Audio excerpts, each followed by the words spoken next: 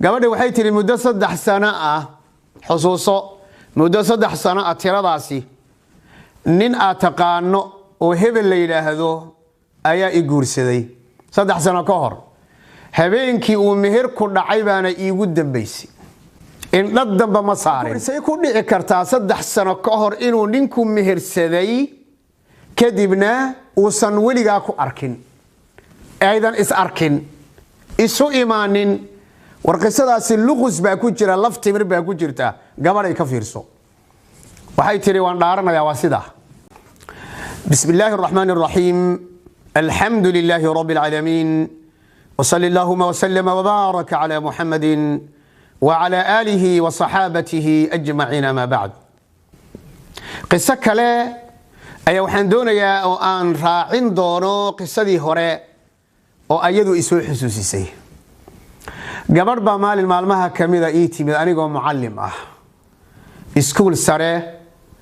oo wadanka Denmark waliba ku yaala anigoo muallim ku ah ayaa qof dumar ii timid waxay tiri waxaan doonayaa inaan kula hadlo oo waqti isiiso waxaan iri sam'an wa ta'an xafiiskii baan gabadhii ku kulanay gabadhi waxay tiri muddo 3 sano ah xusuuso muddo 3 sano ah tiradaasi nin aad taqaano oo hebel la yiraahdo ayaa i guursaday 3 sano ka hor habeenkii uu meher ku dhacay baana iigu dambeysay in dad damba ma saarin ujeedada aan qisada kale hayna waxaan rabaa inaan xalaqada dhamaadkeeda aan ishaaro fartana ku fiiqay insha Allah idinkuna in badan oo kamida aad ka garaabi doontaan arinta inay dhici karto waxaan ku yiri ma dhici karto aqligayga magaalada ay gabadhu igala hadlayso iyo magaaladu uu wiilku joogo taqriiban waa 2 saacadood bay isu jiri karaan oo sida saxda ah waa sida ama 2 saacadood iyo rubi hadan dambigaba iska ilaaliyo waxaan ku yiri say ku dhici kartaa 3 sano ka hor inuu ninku mehersaday kadibna uusan weligaa ku arkin aydan is arkin isu imaanin warqisadaasi luqus baa ku jira laftimir baa ku jirta gabadhay ka fiirso waxay tiri waan dhaaranayaa waa sida waxaan ku iri yaa marag iyo makhraati ahaa yaa meher ka riday waxay tiri anigu waa la ii yeeray guri baa la igeeyay wadaada ana garanaynin baana joogay wadaada ana garanaynin baana joogay sadaradeed dadka wax meheriya ayadana waa duruus muhiim ah oo in la siiyo u baahan weey war hadii reer lagu yiraahdo meheri wadaadna aad tahay wa xubso war gabadha waligeeda awada ilaahay hadal siiya yaa marag iyo makhraati ka inuu aabaha yahay keen magacaaga aabaha magaciisana keen yaa marag iyo makhraati ka walaayada markii lagu soo dhiibana ku wareeji oo gabadhi ku meheri akhtaab badan baa halka ka yimaada iyo fasaad aad u fara badan gabadhi waxaan iri ma garanaysi cid ku meherisay iyo cid walaayadaada haysay iyo cid ku wareejisay wadaad baa yiri igu soo wareeji oo walaalka baaba joogay maxaa dhacay waaye waxaan ku iri warkan aad iima geline laakiin hebel waan aqaanaaye bal fadhi hebel baan wacay oo teleefankiisaan hayay waxaan iri hebel guriga ma joogtaa waxaan aad kaaga codsanayaa inaad kaliga ila hadasho oo meel ayna xaasku fadhiin aad telefoonka la tagto wuxuu yiraahdo talxa anu wax ma qarsado xaaska iyo soo fariisu ku yiri waxaad ii sheegi kartaa ii sheegi kartaa maye waan ka codsanayaa maye buu yiri aniga xaaskay wax ma kala qarsanee waxaad ii soo wacday waa arrin weyn ii sheeg ma saasaha wixii ka imaada ma taxamulaysa oo mas'uuliyadda ma qaadaysa nacam buu yiri waxaan ku iri ma jira gabadh magacaas oo saddexan leh